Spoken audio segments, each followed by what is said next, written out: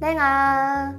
제 마음속 영순이 여러분 안녕하세요. 랭킹스쿨입니다. IMF 금모으기 운동, 태안 기름 닦기, 강원도 대형 산불 화재에 108억 원 모금, 가장 최근에 진행되는 코로나19 봉사활동까지 우리나라는 각종 재난재해를 극복하기 위해 그리고 어려운 상황에 처한 사람들을 돕기 위해 한마음 한뜻으로 힘을 모으곤 하는데요. 그러나 여기 선의의 마음을 나몰라라 하며 기부자들을 어이없게 만든 돕기 운동이 있다고 합니다. 오늘 랭킹스쿨에서는 한국인의 선의의 마음을 무색하게 만든 돕기 운동 탑 3에 대해 알아보겠습니다.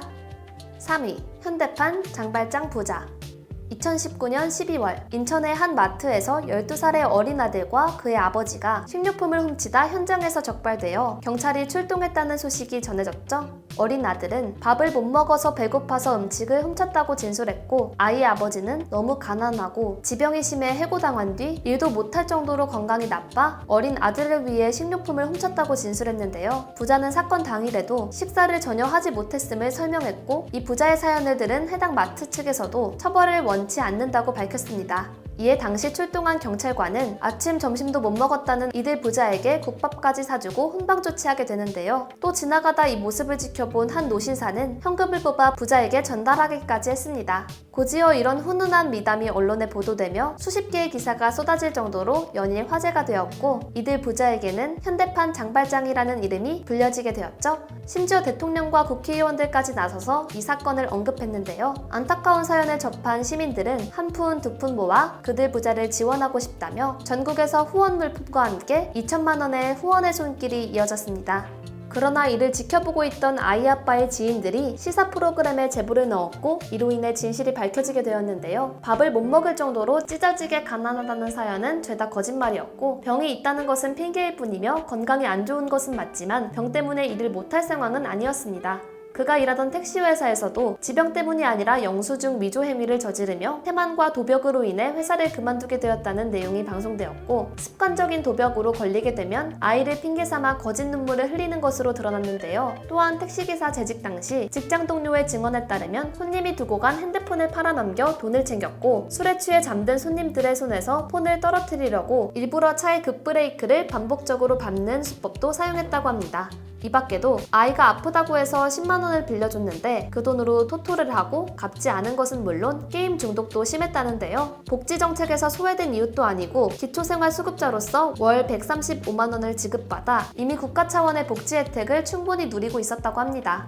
방송에서 제작진은 아이 아빠를 찾아 동네 주변을 돌아다녔는데 그를 발견한 곳은 어이없게도 PC방이었죠. 그는 지금 입고 있는 옷은 후원받은 옷이라며 여기저기서 후원이 많이 들어와 전보다 생활이 편해졌다고 밝혔는데요. 이를 본 후원자들은 후원 취소를 요구하며 그의 행태에 강하게 분노했습니다. 2위, 어금니 아빠 모금운동. 2005년 말 한 방송사의 다큐멘터리 프로그램을 통해 희소난치병인 거대 백악종을 앓는 딸과 아빠의 안타까운 사연이 널리 알려졌습니다. 딸의 아빠는 자신이 거대 백악종이라는 유전성 희귀병을 앓고 있다고 밝혔는데요. 이 병은 치아의 시멘트질에 생기는 희귀암의 일종이라고 합니다. 이어 그의 딸도 생후 6개월에 거대 백악종 진단을 받았다고 소개했습니다.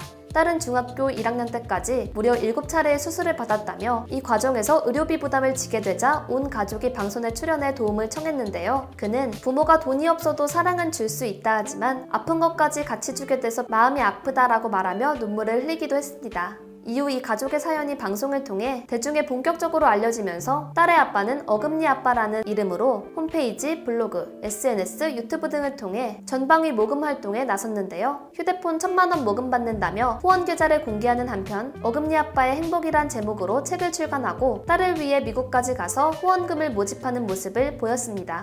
시청자들은 지극정성인 아빠의 모습에 큰 감동을 받기도 했었죠. 하지만 어금니 아빠가 후원금을 딸 치료비가 아닌 다른 곳에 사용했다는 의혹이 제기됐는데요. 실제는 생활고를 호소한 것과 달리 고가 외제 차량을 다량 보유하고 있었으며 값비싼 혈통견을 분양받는 등 호화로운 생활을 해온 것으로 알려지게 되는데요. 지난 2005년 11월부터 13년간 어금니 아빠가 계좌 3개로 모금한 후원금은 13억 원에 이르렀습니다.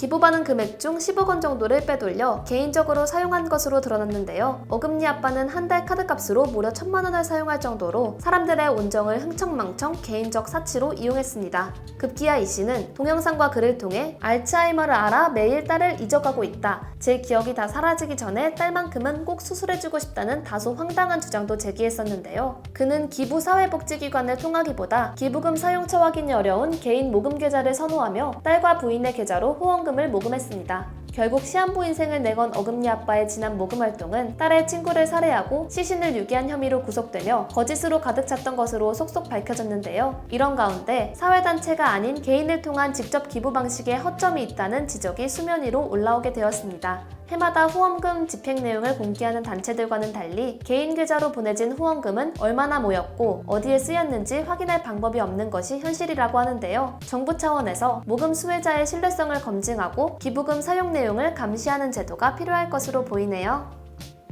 1위, 동일본 대지진 돕기 모금 운동. 일본은 지리학적으로 늘 지진의 위험에서 벗어날 수 없는 지진의 가장 위험한 나라로 꼽히고 있습니다.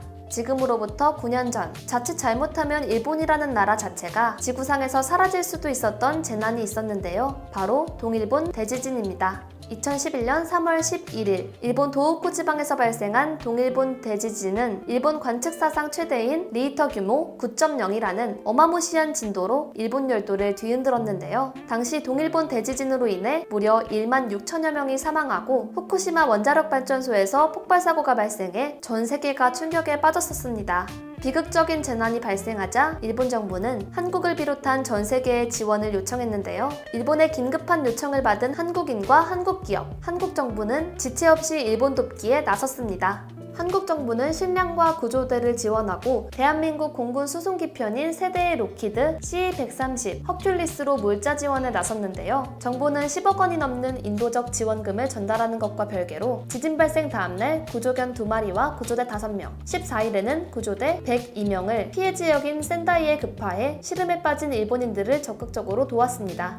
또한 전국민적으로 일본 대지진 재난을 돕고자 적극적으로 나서 모금운동을 펼치기도 했죠. 놀랍게도 물품 지원과 별개로 삼성, LG 등 한국 대표 기업과 국민이 보낸 성금만 무려 1,000억 원 이상으로 이는 역대 최대 해외 재난 구호금이었습니다. 당시 연예계에서도 한류스타 배용준 씨가 10억 원을 내놓는 것을 시작으로 이병헌, 최지우, 김현중 씨 등 많은 스타들이 잇따라 수억 원대의 성금을 내놓고 일본을 돕는 데 앞장서기도 했습니다.